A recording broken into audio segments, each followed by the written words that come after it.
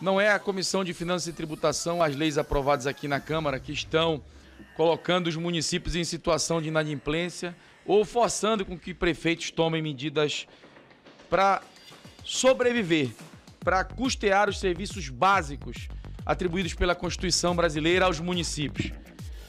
Atuar com medidas talvez não muito recomendáveis do ponto de vista orçamentário e financeiro. Mas a verdade seja dita, os municípios estão sendo empurrados para a inadimplência.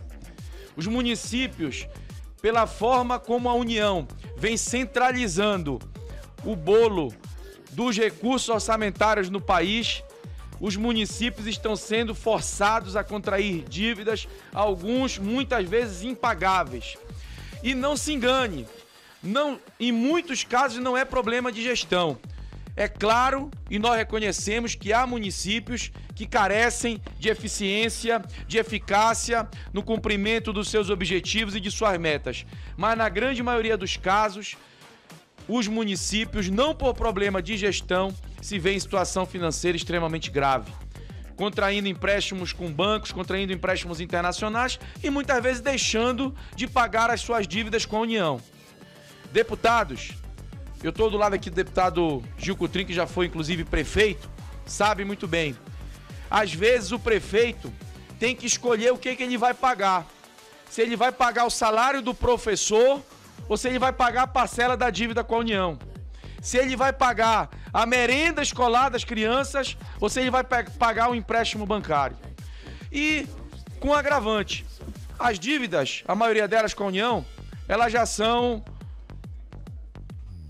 descontadas na fonte, através do repasse do FPM.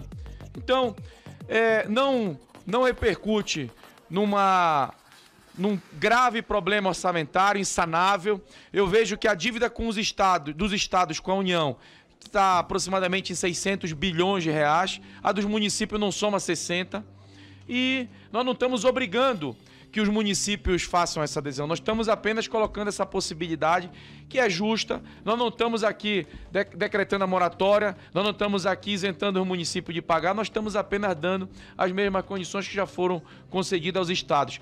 E quero destacar para concluir, presidente, no modelo de pacto federativo hoje, em funcionamento na nossa república, o ente mais desfavorecido é o município.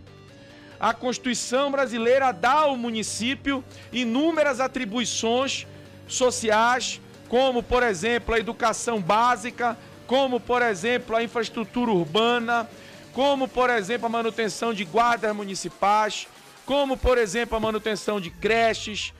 E a contrapartida orçamentária e financeira que a Constituição Federal de 1988 deu aos municípios vem sendo desfeita através da instituição de inúmeras contribuições feitas pelo governo federal, através do reconhecimento de isenções de tributos que precisam ser repartidos com os municípios, ou seja, os municípios é aquele que vem sofrendo. Então, nós não estamos nem pedindo aqui um reconhecimento da defasagem desse pacto federativo, desse modelo orçamentário e tributário que está imposto. Nós estamos pedindo apenas condições iguais entre os entes federativos, que os municípios tenham as mesmas condições de fazer o parcelamento de sua dívida, que já foi concedido aos estados que possuem uma dívida, inclusive, maior.